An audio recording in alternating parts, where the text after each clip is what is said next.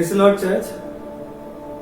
मैं आशा करता हूँ कि हम लोग आज जब अपने अपने घरों में बैठे हैं तो हम सब लोग आनंदित हैं और हम परमेश्वर के वचन और परमेश्वर की स्तुति और आराधना के लिए जब आए हैं तो इस सभा के बाद हम सब के मनों में जो भी डर है और जो भी परेशानी है वो सब निकल जाए, ये मैं इसकी आशा करता हूँ और इसका आज प्रार्थना करता हूँ। तो एक वचन बांटना चाहता हूँ जो है मत्ती रचित सुसमाचार उसका 19वां अध्याय और 26वां वचन, जिसमें यीशु कहता है कि मनुष्य से तो ये असंभव है परंतु परमेश्वर के साथ ये सब कुछ संभव है।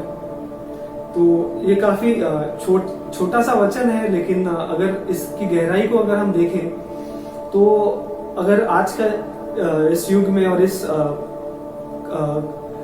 इस समस्या जो काफी बड़ी बीमारी हमारे बीच आई है, तो इसका कोई भी मनुष्य कोई इलाज या कोई भी दवाई नहीं आई है।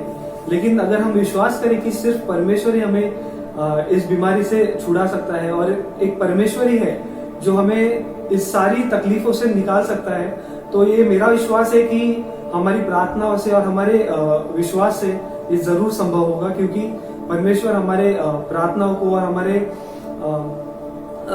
विनतियों को सुनता है। तो आइए इस सभा शुरू होने से पहले हम प्रार्थना को करें और अपने मनों को और अपने हृदय को अपने परमेश्वर की ओर लगाएं। तो हम प्रार्थना करते हैं।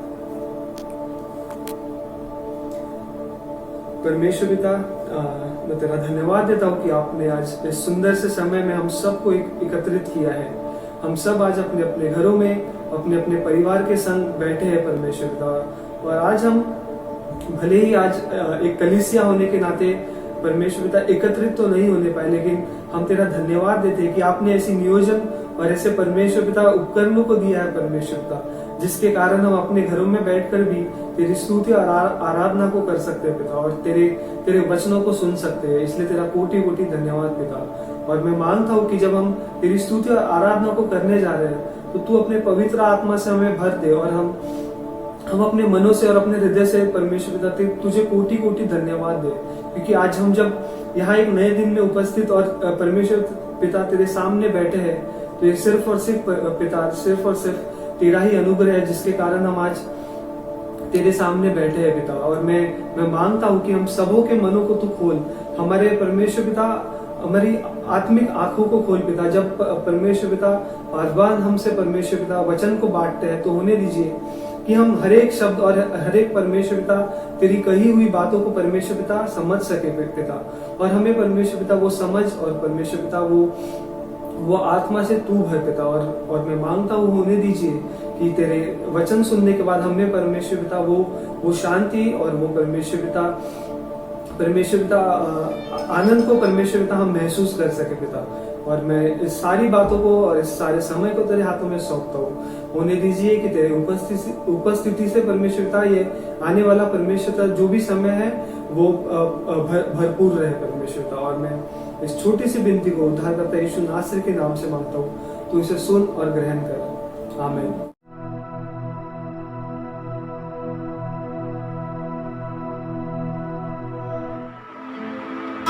धन्यवाद देते हैं कि परमेश्वर ने ये हमें दिन दिखाया। आइए उसका धन्यवाद करें, परमेश्वर का धन्यवाद करें, क्योंकि उसने हमें मृतक नहीं रखा परंतु जीवितों की भूमि पे रखा है। धन्य कहते उस परमेश्वर के लिए, उसने बीते सारे सप्ताह में संभाला है, इस कोरोना के युद्ध से संभाला है। आइए हम उस गीत को गाएंगे, हे सियोन, हे सियोन,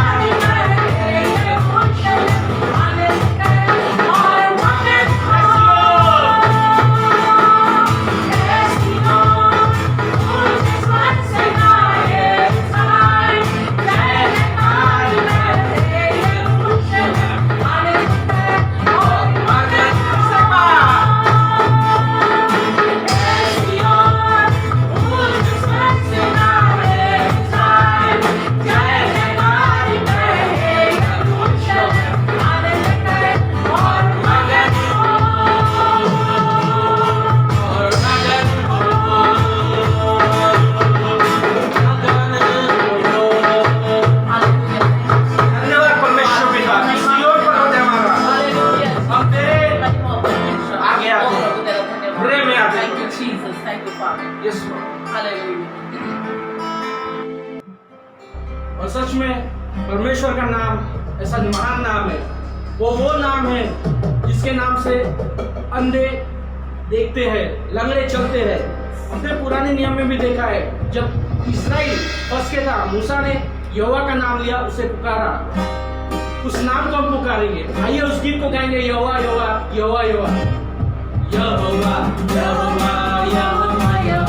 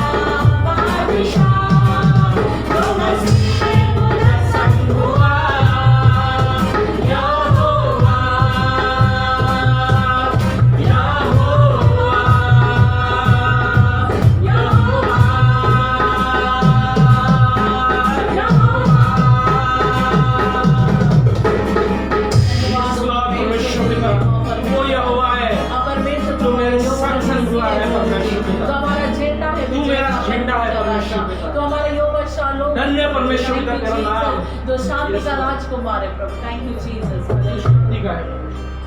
थैंक यू जीसस। सच में ये परमेश्वर की दया है कि हमने आज का दिन देखा है। कई लोग हम देखते हैं कि आज का दिन नहीं देख सकते, परमेश्वर ने हमें आज का दिन दिखाया। ये सच में उसकी दया है, उसकी करुणा है। हम उसे धन्य कहते हैं इस दिन के लिए, ये दिन दिखाने के लिए, जीवन के लिए।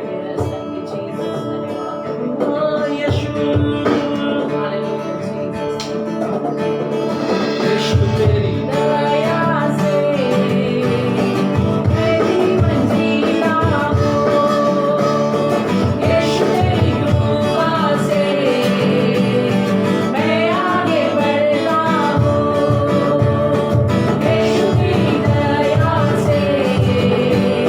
मैं जीवन जीता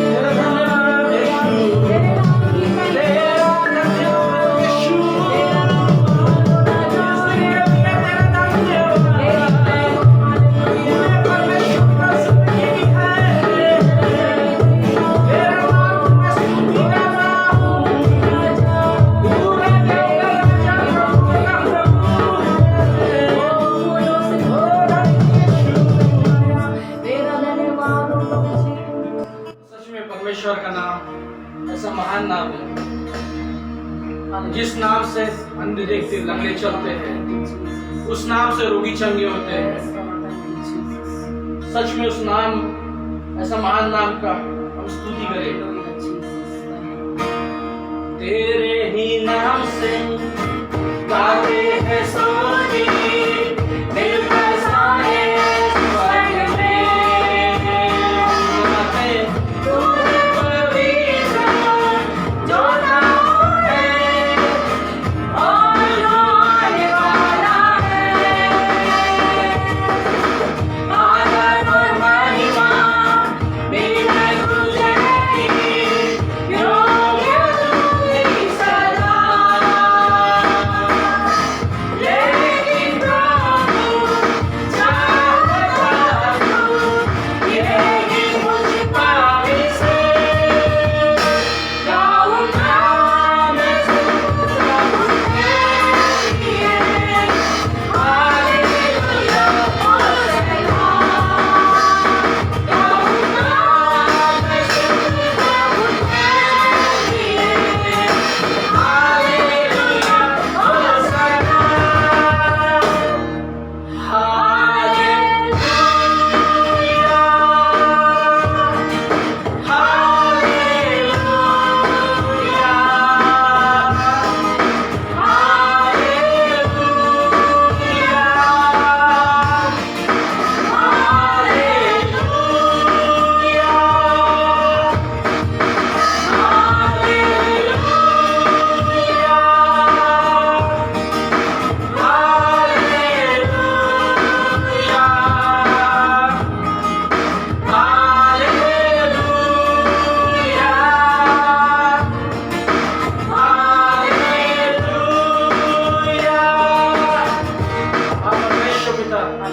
हम हालेलुया गाते हैं परमेश्वर पिता। Thank you, Jesus. तेरी हम दो संना करते हैं परमेश्वर पिता, तेरे उस नाम के लिए परमेश्वर पिता। सच में ऐसा प्यारा नाम, मधुर नाम है परमेश्वर पिता। ओ हालेलुया, हालेलुया,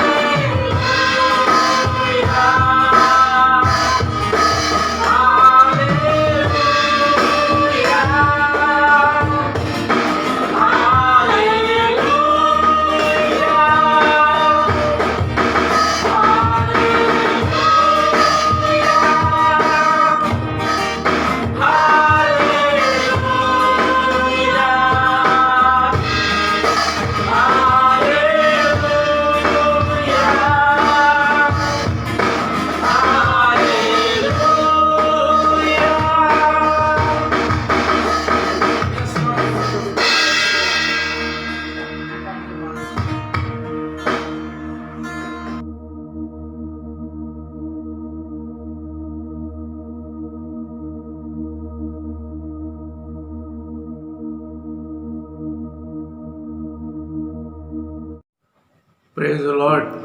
परमेश्वर की स्तुति हो। इस सुंदर समय के लिए हम प्रभु को धन्यवाद देते हैं। ये सुंदर सा मौका परमेश्वर ने हमें दिया है कि हम परमेश्वर को धन्यवाद दें, परमेश्वर की आराधना और स्तुति करें। हम पिछले समय में हमने कुछ विश्वासी लोगों के जीवनों के द्वारा हमने सीखने की कोशिश की कि कैसे उन्होंने अपने विपरीत परिस्थितियों में अपने परमेश्वर के ऊपर में भरोसा किया, विश्वास किया, और उनका वो भरोसा उनको एक विजय जीवन देने के लिए उनकी सहायता और मदद किया था। आज हम लोग पौलुस के द्वारा लिखी हुई पत्री, जो इब्रानियों की पत्री है, उसके द्वारा हम कुछ बातों को सीखेंगे। हम सभी को मालूम है कि पौलुस ये एक विद्वान व्यक्ति था जिसने अपने शिक्षण को गमील के पास में रह के उसने पूर्ण किया, और वो व्यक्ति हमें एक विश्वासी लोगों के उदाहरण के द्वारा वो हमें सिखाना चाहता है कि कैसे पुराने नियमों में उन विश्वासियों ने परमेश्वर के ऊपर में विश्वास करके अपने जीवन में परमेश्वर को महिमा दी। हम लोग परमेश्वर के वचनों में इन बातों को देखेंगे, इन बातों को समझने की कोशिश करेंगे। इब्रानियों की किताब उसका 11वां अध्याय और उसके 1 से लेके 5 वचनों को आज हम लोग परमेश्वर के वचनों के द्वारा हम लोग उसमें क्या लिखा है इसके बारे में हम लोग जानने की कोशिश करेंगे। यहाँ पे इस 11वें अध्याय के दूसरे वचनों में इस प्रकार से लिखा है। पहले वचनों में विश्वास की परिभाषा दी गई है कि विश्वास आशा की हुई वस्तु का निश्चय और अनदेखी वस्तु का प्रमाण है। और यहाँ पे दूसरे वचनों में इस प्रकार से लिखा है कि प्राचीनों ने इसके विषय में गवाही दी। प्राचीन लोग जो परमेश्वर के लोग हैं, जिनका उल्लेख पवित्र शास्त्र में किया गया है, उन लोगों ने इस विश्वास की गवाही दी अपने जीवनों के द्वारा। और इसलिए पौलुस कहता है कि उन प्राचीनों ने हमें गवाही दी है अपने जीवनों के द्वारा, अपने व्यवहारों के द्वारा, अपने कार्यों के द्वारा, और उनके जीवन के द्वारा उस परमेश्वर को महिमा मिली। हमारे जीवन में शायद ऐसी परिस्थिति नहीं आई होगी जैसे उनके जीवन में उन्होंने उसका सामना किया होगा, लेकिन यहाँ पे हम लोग देखते हैं कि परमेश्वर के वचनों में लिखा है कि प्राचीनों ने गवाही दी।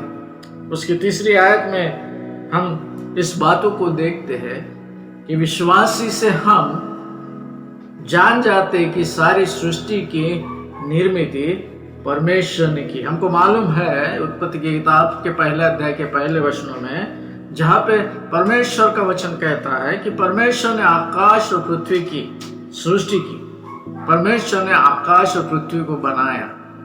और दूसरे वचन में लिखा है कि परमेश्वर ने जो पृथ्वी बेडोल और सुनसान पड़ी थी, उस बेडोल और सुनसान स्थानों से परमेश्वर ने ये जो सुंदर सृष्टि जिसे हम आज देख रहे हैं, उसे परमेश्वर ने बनाया। विश्वासी लोग इस बातों के ऊपर में विश्वास रखते कि जो कुछ हम देख रहे हैं, जो कुछ हम अपने आंखों से देखते हैं, वह सारी वस्तुओं का निर्माण करता परमेश्वर है, जिसने इसका निर्माण किया। और परमेश्वर के पवित्र शास्त्र में लिखा है कि परमेश्वर ने इस सृष्टि को मनुष्य के लिए बनाया। परमेश्वर ने इस सृष्टि को मनुष्य के लिए बनाया, और इसलिए परमेश्वर ने सृष्टि की निर्मित की, ये हम विश्वास के द्वारा जान लेते हैं। और यहाँ पे हम लोग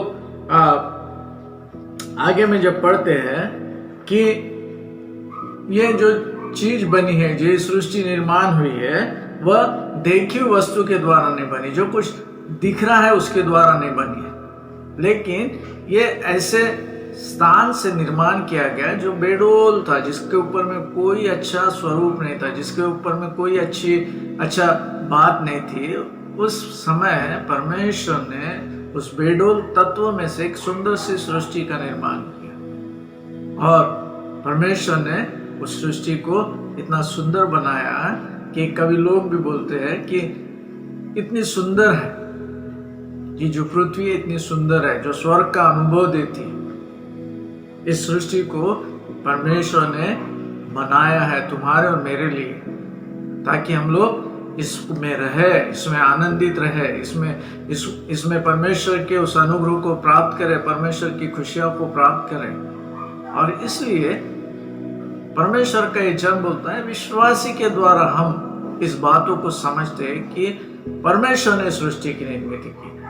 आज दुनिया अलग रीति से बोलते होंगे कि इस सृष्टि की निर्मित इस प्रकार से हुई है, किसी और माध्यम से इसका निर्माण हुआ, लेकिन बाइबल हमको स्पष्ट रूप से बताता है कि इसका निर्माण करता परमेश्वर है। और इसलिए हम जो विश्वासी लोग हैं उनके विषय में पौलुस बोलता है कि विश्वासी ही लोग इस बातों को जानते हैं कि परमेश्वर ने सृष्टि की निर्मित की। और आगे में वो बोलता है कि 4वें वचन में जब आता है, बोलता है कि विश्वास के द्वारा हाबिल ने कैन से उत्तम बलिदान चढ़ाया। विश्वास के द्वारा हाबिल ने कैन से उत्तम बलिदान चढ़ाया। हम लोग को उत्पत्ति की किताब में इस घटना को मालूम है कि आदम और हवा को जो बच्चे हुए वो कैन और हाबिल। बाइबल बोलती है कि कैन ये किसान बना और हाबिल जो है ये भेड़ बकरियों का चरवाहा बना, भेड़ बकरियों का पालन पोषण करने वाला बना। और इन लोगों ने परमेश्वर के पास में परमेश्वर के लिए इन्होंने भेंटों को लाया। परमेश्वर के पास में परमेश्वर के लिए भेंटों को लाया। बाइबल बोलती है कि कैन ने कुछ उपज में से लेके आया। कैन ने कुछ उपज में से लेके आया और हाबिल ने अपने भेड़ बकरियों के बीच में से जो पहलोटे थे, जो पहले बच्चे हुए थे, उसे लेके आया। और परमेश्वर के वचनों में हमको मालूम होता है कि जब ये लोग परमेश्वर से प्रेम करते हो, परमेश्वर के पास में इसलिए वो आए, परमेश्वर से प्रेम करते होगे, परमेश्वर को विश्वास करते होगे, और इसलिए वे लोग अपने अपने बेटों को लेकर परमेश्वर के पास में आए। लेकिन आगे में जब हम उसके विषय में पढ़ते हैं कि परमेश्वर ने हाबिल के भेंट को ग्रहण किया और कैन के भेंट को उसने ग्रहण नहीं किया। उसका कारण हो सकता है, उसकी कोई वजह हो सकती है। कई बार हम जब परमेश्वर के पास में अपने बेटों को ले आते हैं तो शायद हमारे मन में परमेश्वर के प्रति वो प्रेम नहीं होगा या परमेश्वर के प्रति वो विश्वास नहीं होगा। हो सकता है कि हम कई बार अपने बेटों को किसी अन्य रीति से लाने की कोशिश करते हैं। बाइबल में बेटों के विषय में बड़ा स्पष्ट कहा गया है। प्रभु ने जब इजराइलों को उस मिस्र के बंधनों में से छुड़ा के लाया, उस समय में उसने इजराइल लोगों के लिए आज्ञा दी थी। व्यवस्था में उसके विषय में हम लोग पढ़ते, उसके 23वें अध्याय के 10वें वचनों में कि इजराइलों से कहा, जब तुम उस देश में जाओगे, उस देश में प्रवेश करोगे जिसे तुम्हें यहोवा देता है, और जब तुम उसके खेत को काटोगे तब अपने उन पके खेतों के पहली उपज का पूला याजकों के पास में ले आना। पहली उपजों का पूला याजकों के पास में ले। नीति वचन में भी परमेश्वर का वचन 3 अध्याय के 9वें आयत में इस प्रकार से कहता है, अपनी भूमि की सारी उपज पहली उपज देकर हमको यहोवा की प्रतिष्ठा करना है। ये पुराने नियमों में ये परमेश्वर के नियम थे जिसके अनुसार उनको परमेश्वर के पास में भेंट लाना था। और उस समय जब कायन और हाबिल इस संसार में थे, उस समय शायद इस प्रकार की कोई व्यवस्था नहीं थी, लेकिन परमेश्वर जो हमारा जीवन हमको बनाने वाला परमेश्वर, उसने उस व्यवस्था को शायद उनके मन में डाला होगा। हम लोग बाइबल में पढ़ते हैं कि वह अपनी व्यवस्था को हमारे हृदय पे लिखने वाला परमेश्वर है। और इसलिए उस समय इन दोनों भाइयों ने अपने उस बेटों को लाते समय इन बातों को अपने जीवन में करने के विषय में सोचा होगा। उसमें हाबिल परमेश्वर के वचनों के अनुसार उसने परमेश्वर के पास में भेंट लाया, लेकिन कैन ने कुछ ऐसा लिखा है, कुछ भेंट को लाया। और परमेश्वर ने हाबिल के भेंट का स्वीकार किया, क्योंकि हाबिल ने परमेश्वर के लिए उत्तम भेंट को चढ़ाया, जो उत्तम भेंट पर उसने परमेश्वर के लिए चढ़ाया, जिसके विषय में परमेश्वर के वचनों में उसकी गवाही दी गई है। 11वें अध्याय के 4 वचन में कि उसने कैन से उत्तम बलिदान चढ़ाया और कैन ने भी परमेश्वर के लिए बलिदान को लेके आया था, लेकिन परमेश्वर ने हाबिल के बलिदान को ग्रहण किया, क्योंकि हाबिल ने उस पशु के बलिदान करने के द्वारा उसकी चर्बी का परमेश्वर के लिए उसने चर्बी को चढ़ाया। और बाइबल में हम कई बार इस बातों का उल्लेख देखते कि परमेश्वर के लिए जब उस मिलाप वाले तंबू के सामने परमेश्वर के लिए जब भी बलिदान लाया जाता था, उसमें चर्बी का बहुत महत्व था, गुर्दे और चर्बी का, जो परमेश्वर के लिए समर्पित किया जाता था। और इसलिए परमेश्वर ने हाबेल के भेंट को उत्तम गिना, और जिसकी वजह से कैन परमेश्वर के उस भेंट के स्वीकार करने से हाबेल से गुस्सा हो गया, और वह अपने भाई के साथ में वाद विवाद करते हुए उस समय में जो उसका गुस्सा था उसको देख के परमेश्वर बोलता है कि तू क्यों क्रोधित हुआ, तू क्यों गुस्सा कर रहा, अगर तू भला करता तो क्या तेरी भेंट ग्रहण नहीं की जाती। मतलब हमारे कैन के पास में उसके मन में कुछ था जिसके वजह से उसकी भेंट को परमेश्वर ने ग्रहण नहीं किया। हो सकता प्राइड होगा, घमंड होगा, या और कोई बात होगी। परमेश्वर के वचनों में लिखा है कि जब भी हम परमेश्वर के लिए कोई भेंट लाते हैं तो हमें आनंद के साथ में उसको लेके आना, संतोष के साथ में उसको लेके आना, परमेश्वर की इच्छा के अनुसार उसको लेके आना। लेकिन यहाँ पर कैन ने उस प्रकार से नहीं किया, और इसलिए जब परमेश्वर ने उसके भेंट को अस्वीकार किया, वो क्रोधित हो गया और उसने अपने भाई का घात किया, उसको नाश किया। और उसी के वजह से जब परमेश्वर ने उससे पूछा कि तेरा भाई कहाँ है, तो कहता है कि मुझे नहीं मालूम मेरा भाई कहाँ है। और परमेश्वर बोलता है कि ये तूने क्या किया, तेरे भाई का लहू भूमि से मेरी ओर चिल्लाकर मेरी दुहाई दे रहा है। तेरे भाई का लहू, परमेश्वर बोलता तेरे भाई का लहू भूमि से चिल्लाकर मेरी दुहाई दे रहा है।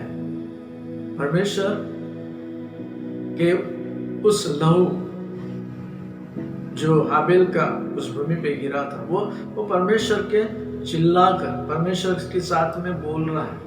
और परमेश्वर के वचनों में यहाँ पे इब्रानी की किताब के 12वें अध्याय के 24वें वचनों में यहाँ पे हमको पौलुस कहता है कि और नई वाचा का मध्यस्थ यीशु और उसके छिड़काव के उस लहू के पास आए जो हाबिल के लहू से उत्तम बातें कहता है। और परमेश्वर ने अपने पुत्र प्रभु यीशु मसीह को तुम्हारे और मेरे लिए भेजा, और उसने उत्तम भेंट को चढ़ाया। परमेश्वर ने तुम्हारे और मेरे लिए अपने आप को बलिदान दिया, और उसने तुम्हारे और मेरे लिए उत्तम भेंट को चढ़ाया, ऐसा इब्रानियों में लिखा हुआ है। लेकिन यहाँ पर इस 11वें अध्याय के 4वें वचन में पौलुस कहता है कि कैन से उसने उत्तम बलिदान परमेश्वर के लिए चढ़ाया, और उसी के द्वारा उसके धर्मी होने की गवाही परमेश्वर ने दी। परमेश्वर ने कहा कि वह धर्मी है, परमेश्वर ने कहा कि वह मेरे भक्ति करने वाला व्यक्ति है, और इसलिए बाइबल बोलती कि उसके भेंटों के विषय में उसकी गवाही दी कि वह धर्मी था। लेकिन यहाँ पे मेरे और आपके लिए प्रभु यीशु मसीह जो धर्मी था, वो मेरे और आपके लिए, मेरे और आपके गुनाहों के लिए मारा गया, मेरे और आपके गुनाहों के लिए उसे सलीब पे टांगा गया, मेरे और आपके गुनाहों के लिए उसको ताड़ना मिली, सजा मिली। और इसलिए इब्रानियों में पौलुस उसके विषय में करता है कि एक नई वाचा परमेश्वर और मेरे बीच में प्रभु यीशु मसीह के द्वारा मुझे मिली है, जिसकी मध्यस्थता यीशु और उसके लहू के छिड़काव के द्वारा होता है। हम उस प्रभु यीशु मसीह और उसके लहू के द्वारा आज परमेश्वर के पास में आते हैं, जिसके विषय में वो कहता है कि यह हाबेल से उत्तम बलिदान है। मतलब यह हाबेल का जो बलिदान था जिसको परमेश्वर ने उत्तम कहा, उससे भी उत्तम बलिदान प्रभु यीशु मसीह ने तुम्हारे और मेरे लिए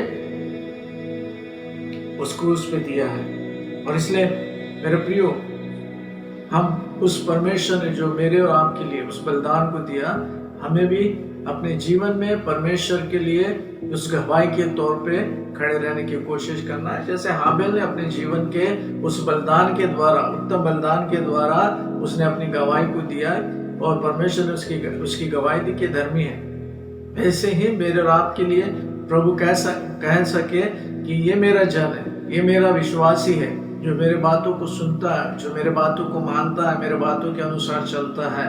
इस प्रकार से मेरी गवाही परमेश्वर के द्वारा होनी चाहिए। हम अय्यूब के जीवन में देखते हैं कि अय्यूब की गवाही परमेश्वर देता है। जब शैतान परमेश्वर के पास में आता है, वो कहता है कि क्या तूने मेरे जन अय्यूब को देखा, जो इस सारे पृथ्वी पर परमेश्वर का भय मानने वाला, परमेश्वर के आज्ञा के अनुसार चलने वाला, सीधा मन का व्यक्ति है।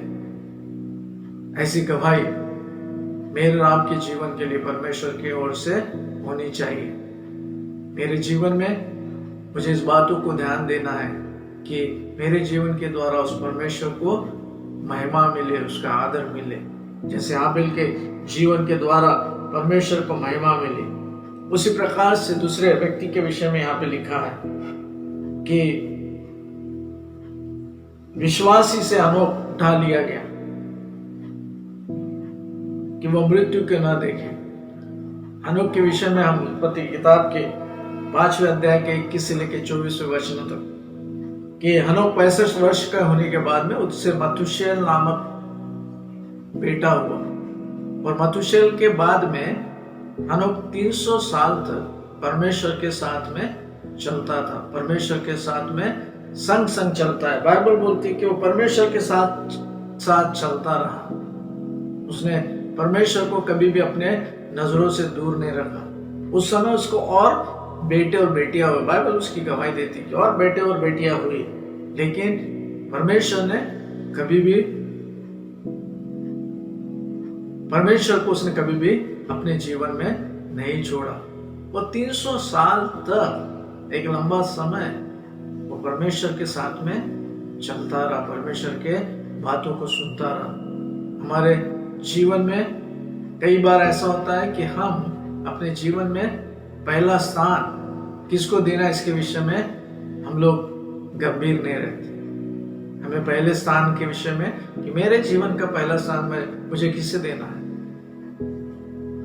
कई बार हम लोग बोलते हैं कि मैं बहुत व्यस्त हूँ, मेरे पास में समय नहीं है, मेरे परिवार को मुझे समय देना है, मेरे रिश्तेदारों को मुझे समय देना है, लेकिन पहला स्थान मुझे किसे देना है, इसको मुझे सीखने की जरूरत है। और इसलिए हमारे जीवन में हम प्रथम स्थान परमेश्वर को दे, ऐसे हम अपने जीवन में कोशिश करें। जैसे हम इस अनुभव को लेते हैं कि पति पत्नी जब साथ साथ में चलते तो वो चुपचाप नहीं रहते, वो बातचीत करते रहते हैं, एक दूसरे के साथ में संवाद कर रहते हैं।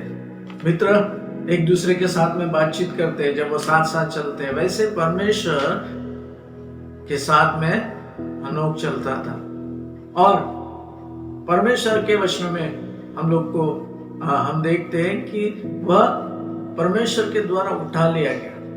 यहाँ पे इब्रानियों की किताब में लिखा है कि उसके उठाए जाने से पहले, वो परमेश्वर ने उसको उठा लिया, उसके उठाए जाने से पहले परमेश्वर के ने उसके बारे में गवाही दी कि उसने परमेश्वर को प्रसन्न किया। उसके विषय में गवाही दी गई कि उसने परमेश्वर को प्रसन्न किया। उसने अपने जीवन में ये नहीं कहा कि मुझे मेरे बच्चे की ओर ध्यान देना है, मेरे परिवार की ओर ध्यान देना है, लेकिन पहला स्थान हमारे जीवन में हमें परमेश्वर को देने के विषय में सोचना है। और जब हम ऐसा करेंगे तो परमेश्वर के अनुग्रह, परमेश्वर के आशीष हमारे जीवन में आएगी। और यहाँ पे हम लोग जानते हैं कि परमेश्वर के साथ में चलते चलते वह अचानक उठा लिया गया, लोप हो गया। उत्पत्ति किताब में कहा लोप हो गया, और परमेश्वर ने उसको अपने संग उठा लिया। मेरे प्रियो, परमेश्वर के लोगों के इन जीवनों के द्वारा, जैसे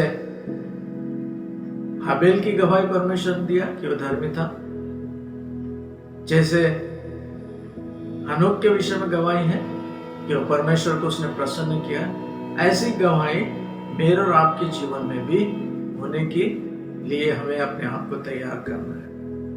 और इसलिए मुझे निर्णय लेना है कि मेरे जीवन की प्राथमिकता क्या होनी चाहिए। परमेश्वर, परिवार, रिश्तेदार, मित्र या और कोई, या मैं इनमें सबसे पहला स्थान अपने परमेश्वर को दूं और उसके बातों को मैं सुनूं, उसके बातों को अपने जीवन में करने के लिए उसको हमेशा प्राथमिकता दूं। और इसलिए परमेश्वर के वचनों में लिखा है कि हमें परमेश्वर के बातों को खोजना है।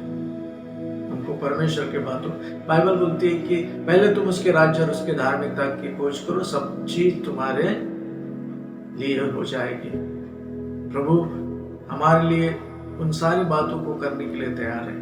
आज इस परिस्थिति में हमें मौका मिला है कि हम और अधिक से अधिक अपने परमेश्वर के पास में आए, परमेश्वर से बातचीत करें, परमेश्वर के वचनों की पढ़ाई करें, ताकि हमारा विश्वास मजबूत हो जाए और हम परमेश्वर के लिए एक महिमा का कारण बने। प्रभु आपको आशीष दे। हम परमेश्वर के इस वचनों के लिए हम प्रार्थना करते हैं। प्रभु आज जो भी आपके वचनों को सुन रहा होगा, हम उसे आशीषित कीजिए। प्रभु जो भी कमी घटिया उनके जीवन में होगी, यीशु नासरी के नाम से उसे दूर कीजिए। प्रभु जी, इस समय उनके जीवन में तेरे वचनों को पढ़ने के लिए, प्रार्थना करने के लिए, और परमेश्वर पिता तेरे बातों को और अधिकाई से अपने जीवन में स्वीकार करने के लिए तो उनकी सहायता मदद कर। प्रभु हम धन्यवाद देते हैं, फिर से आपको एक बार महिमा देते हुए इस बिंदु को उद्धार करता पर प्रभु यीशु मसीह के नाम से मांगते हैं, सुनिए और कबूल कीजिए। आमीन। प्रभु आप सबको आशीष दे।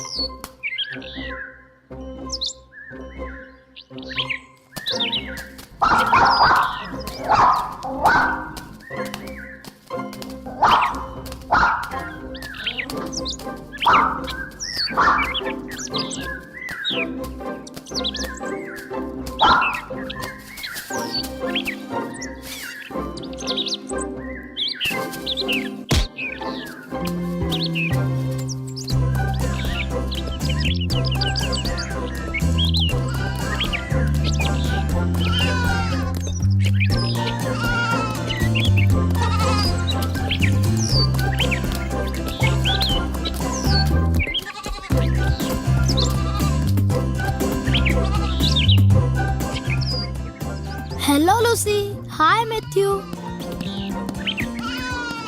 हाय लूसी, मुझे भूख लग रही है। क्या खाने का समय नहीं हुआ? तुमने अभी केक खाया है मैथ्यू। कुछ देर रुको, हम साथ में खाना खाएंगे। पर मुझे भूख लगी है, मुझे अभी खाना है। तुम्हें हमेशा भूख लगती है, हमेशा कुछ ना कुछ खाना है। पर भेड़ों को तो हमेशा कुछ ना कुछ खाने को मिलता है ना। वो थक गया है लूसी, हम कब से चल रहे हैं। कुछ देर यहाँ आराम करते हैं। चलो यहाँ बैठे। और मैथ्यू, ये लो सेब। अरे बादल को देखो, क्या वो जिमी की तरह नहीं दिखता?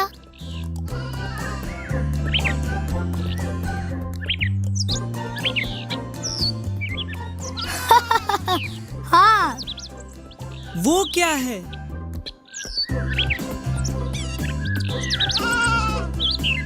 अरे वाह, इंद्रधनुष। हाँ, कितना सुंदर है। इतना सुंदर इंद्रधनुष किसने बनाया? और इतना सुंदर आकाश किसने बनाया?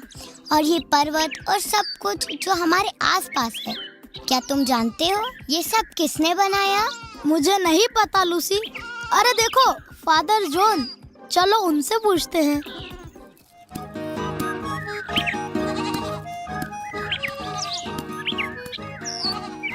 हेलो छोटे, कैसे हो? ओह जिमी, तुम भी यहाँ हो? हे, गुड मॉर्निंग फादर। बड़ा ही प्यारा दिन है बच्चों।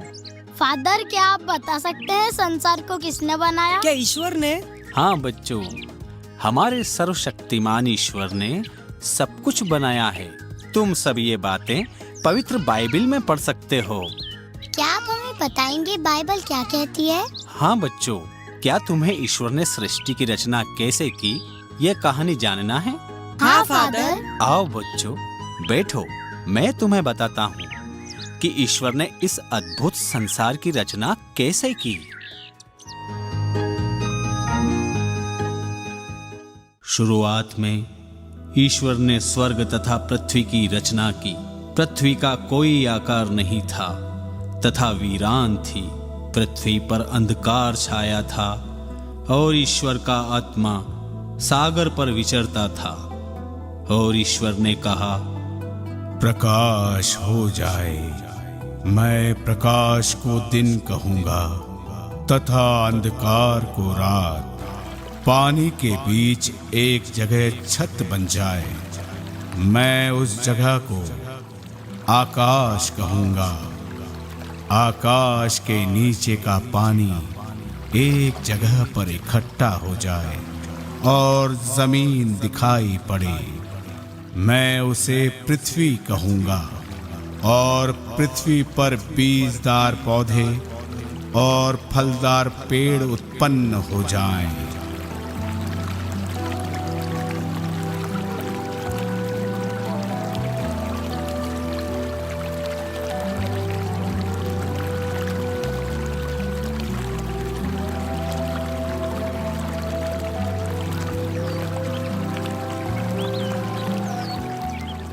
ईश्वर को ये सब कार्य अच्छे लगे, परंतु उन्हें और कार्य करने थे।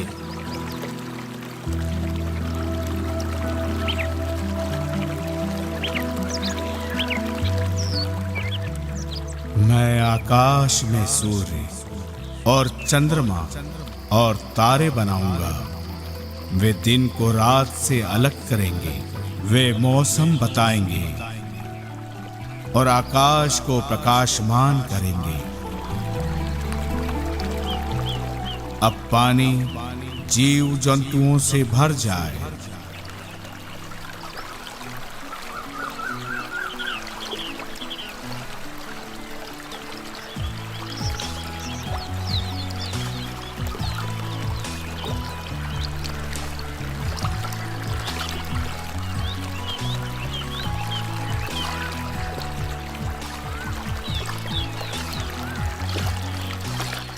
और आकाश के नीचे पृथ्वी के पक्षी उड़ने लगे।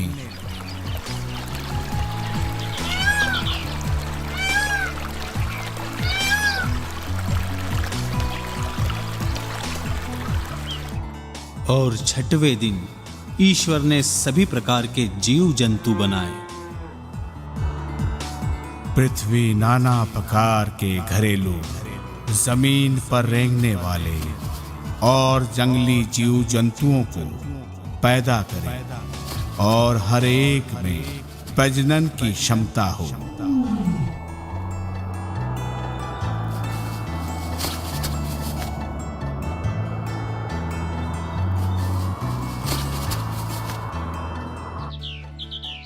हम मनुष्य को अपने प्रतिरूप में बनाएं ताकि वो हमारे समान हो। फिर ईश्वर ने मनुष्य को बनाया जो उनके जैसा था। ईश्वर ने मनुष्य को जीव जंतुओं का शासक बनाया।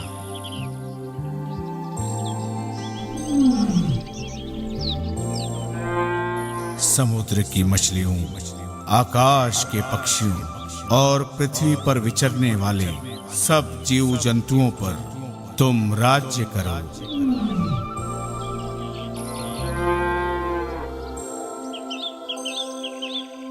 ईश्वर का किया कार्य पूर्ण हुआ, वे प्रसन्न थे, अतः सातवें दिन विश्राम किया।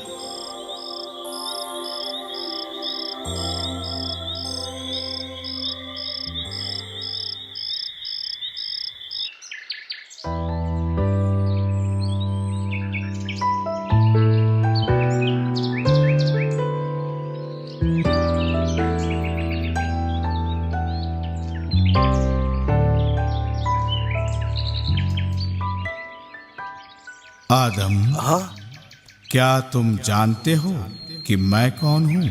हाँ, मुझे मालूम है कि आप सृष्टिकर्ता हो। मेरे साथ आओ आदम, हमें कुछ कार्य करने हैं और तुम्हें बताना है कि तुम सारे प्राणियों के शासक हो।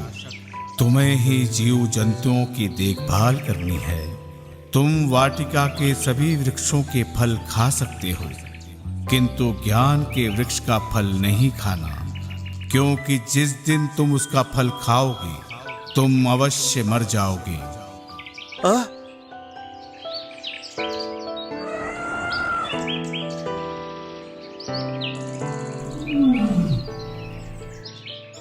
आदम, हाँ, तुम इसे क्या कहोगे? शेर। मैं इसे शेर कहूंगा। आदम, इन सब जानवरों की देखभाल करो, सबके नाम रखो, परंतु हर नर पशु के साथ नारी है सिवाय तुम्हारे, और तुम्हारे लिए अकेला रहना ठीक नहीं। इसलिए मैं तुम्हारे लिए एक सहयोगी बनाऊंगा। जब तुम उठोगे तो तुम्हें उपयुक्त सहयोगी मिलेगा। अब सो जाओ। जब आदम सो गया, ईश्वर ने उसकी एक पसली निकाली और एक नारी की रचना की।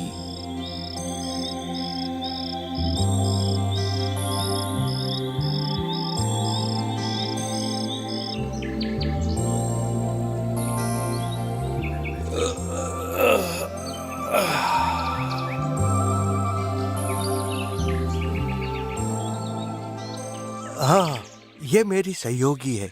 ये मेरे मांस और पसली से बनाई गई है। इसका नाम नारी होगा, क्योंकि ये नर में से निकाली गई है।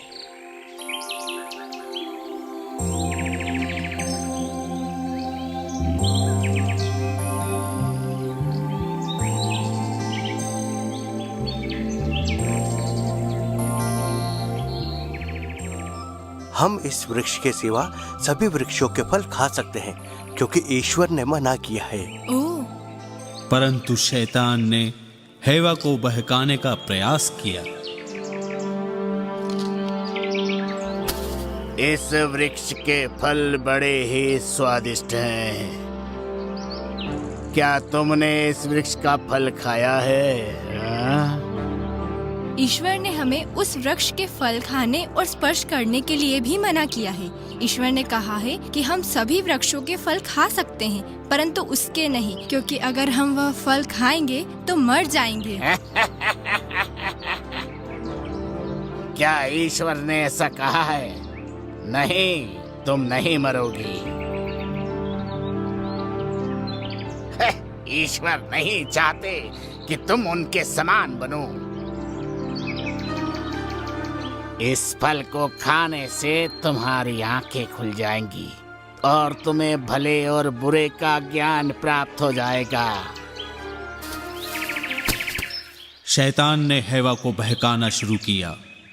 शैतान उसे वृक्ष तक लाया तथा उसे फल खाने के लिए ललचाया।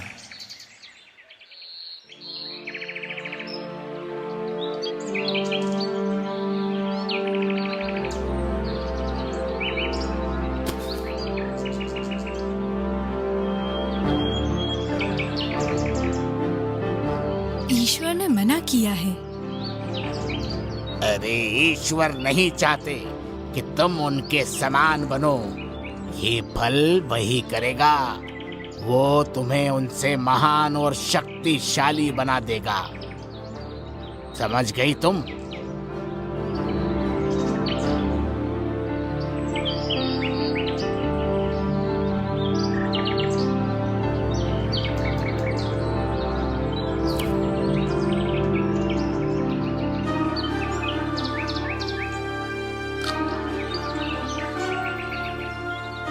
नारी, तुम कहाँ हो? हेवा ने फल आदम को दिया और जब आदम ने फल खाया तो उसने भी पाप किया। जब उन्होंने फल खाया तब उन्हें पता चला कि वे नंगे हैं और उन्होंने अपना शरीर पत्तों से ढक लिया।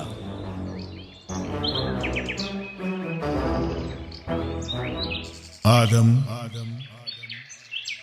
तुम कहाँ हो?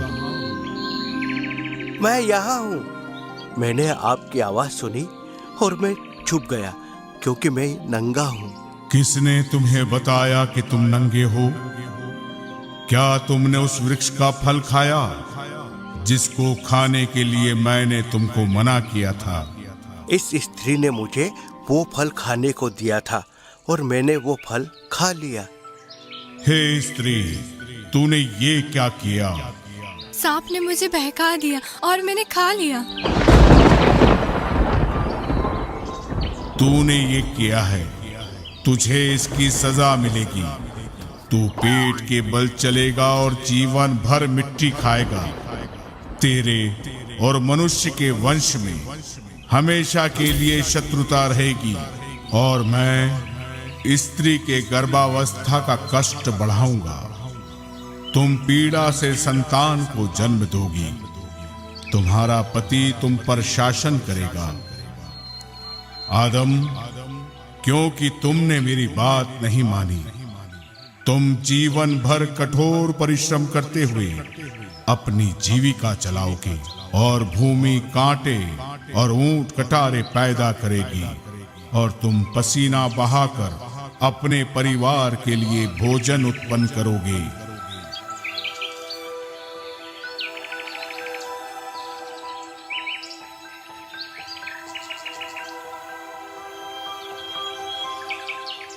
और अंत में तुम मर जाओगे। जहां से आए थे उसी में मिल जाओगे। तुम मिट्टी हो और मिट्टी में मिल जाओगे। नारी, मैं तुम्हारा नाम हेवा रखूंगा क्योंकि तुम सभी मानव की माता हो। भले बुरे का ज्ञान प्राप्त कर मनुष्य हमारे समान बन गया। कहीं ऐसा ना हो कि वो जीवन वृक्ष का फल तोड़ खाए और अमर हो जाए। इसलिए मैं उसे अदन की वाटिका से बाहर निकाल देता हूं।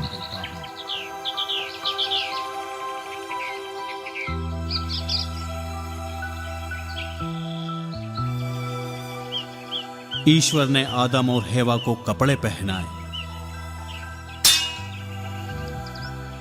और वाटिका से निकाल दिया और जीवन वृक्ष के मार्ग पर पहरा देने के लिए केरूबों और एक घूमती हुई ज्वालामय तलवार को रख दिया।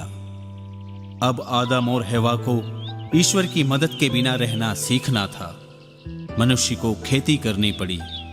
उन्होंने धूप और बारिश से बचने के लिए घर बनाया। फिर हेवा को पुत्र हुआ। उसका नाम काइन रखा।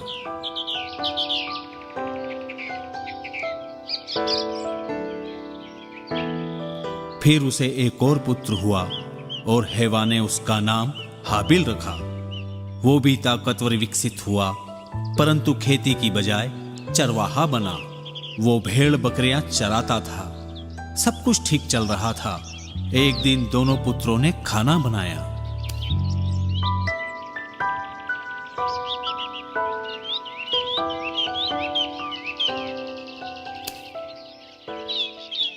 अरे काइन, तुम ये सब फल लेकर कहाँ जा रहे हो? कुछ भोजन के लिए है, कुछ ईश्वर के लिए। अच्छा विचार है, बिल्कुल जैसा ईश्वर चाहते हैं। पुत्र, तुम दूसरा मेमना क्यों ला रहे हो? नहीं पिताजी, मैं इसे ईश्वर को अर्पित करूंगा।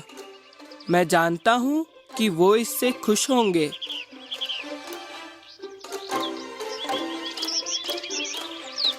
तुम जानती हो, हमारे दोनों पुत्र बहुत अच्छे हैं। वे ईश्वर को भेंट के लिए श्रेष्ठ प्रयास कर रहे हैं। ईश्वर निश्चित प्रसन्न होंगे। दोनों घर में खाना बना रहे हैं। सब अच्छा होगा। ईश्वर को अच्छे फल और सब्जियां क्यों मिलनी चाहिए? महीनों लगे हैं मुझे इन सब्जियों को उगाने में। क्या खाने में मांस है छोटे भाई? नहीं काइन, मैं इसे ईश्वर के लिए बना रहा हूँ। ये श्रेष्ठ मेमना है। तुम मेरी नकल क्यों कर रहे हो? मैंने अपनी अच्छी फसल ईश्वर के लिए रखी है। तुम इसे बाद में दे देना। इस बार यह सम्मान मुझे लेने दो। मैं ऐसा नहीं कर सकता काइन। अगर मांस को नहीं पकाया तो ये खराब हो जाएगा काइन। ईश्वर दोनों ही भेंटों से प्रसन्न होंगे। वे दोनों ही भेंटों को स्वीकार करेंगे। फिर ठीक है, परंतु क्या ईश्वर मेरी भेंट स्वीकार करेंगे? हाबिल ईश्वर को श्रेष्ठ मेमना भेंट करना चाहता था, परंतु काइन अपने श्रेष्ठ उत्पाद भेंट नहीं करना चाहता था। और ईश्वर ने हाबिल की भेंट स्वीकार की।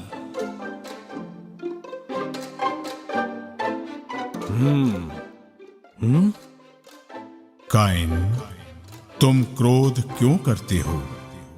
क्यों तुम्हारा चेहरा उतरा हुआ है?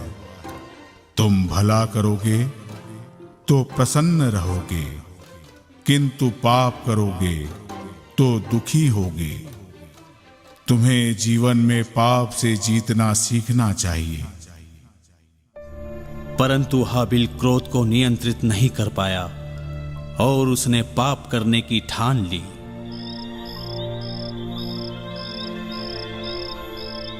हाबिल, हाबिल, उठो, चलो टहल कर आते हैं।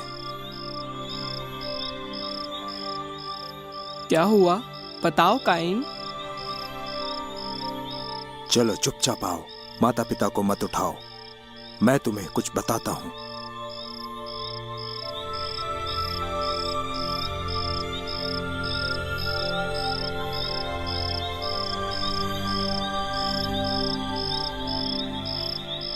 काइन,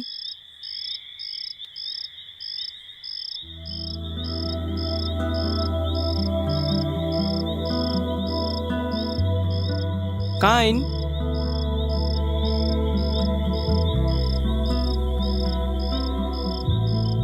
काइन, काइन, कहाँ हो तुम? Kane, Kane. अरे क्या इतना आसान है सारे परिवार के लिए खेती करना? पहाड़ पर बैठकर भेड़ बकरियों को देखना, ये मेहनत का काम है, तुम्हारे मेमने से कहीं ज्यादा मूल्यवान। काइन, तुम कहाँ हो?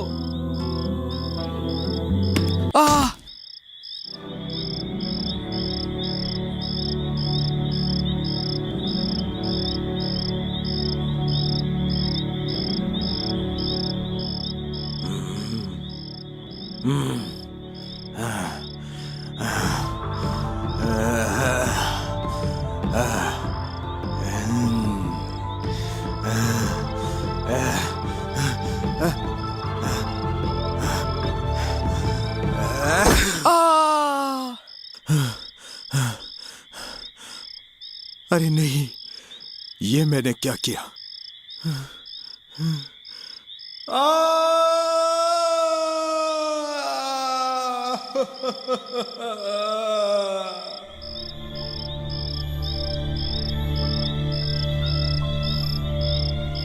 काइन, हाँ? तुम्हारा भाई हाबिल कहाँ है?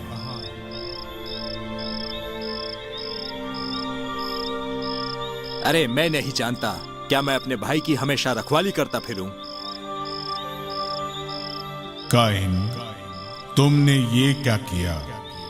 तुम्हारे भाई का रक्त भूमि पर से मुझे पुकार रहा है।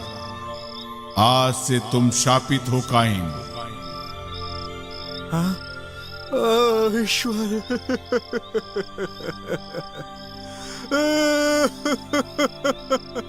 भूमि ने तुम्हारे भाई का रक्त ग्रहण किया।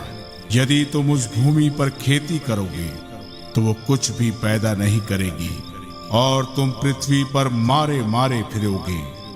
ओह हे ईश्वर, ये दंड मैं नहीं सह सकता।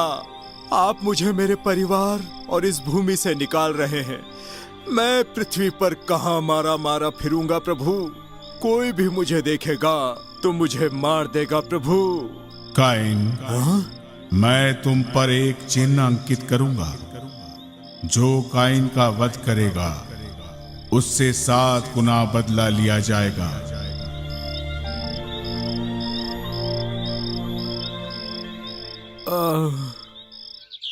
काइन आदम और हेवा के पास से चला गया और ईश्वर की नजदीकी से भी चला गया। वो अपनी पत्नी के साथ नोद देश चला गया। काइन की पत्नी ने पुत्र को जन्म दिया जिसका नाम हनोक रखा और अपने पुत्र के नाम पर नगर बसाया।